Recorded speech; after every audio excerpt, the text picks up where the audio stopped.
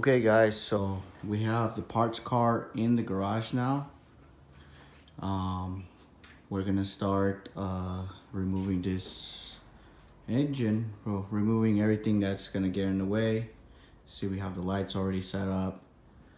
I won't be showing exactly step by step. There's a lot of videos on YouTube that show the same process.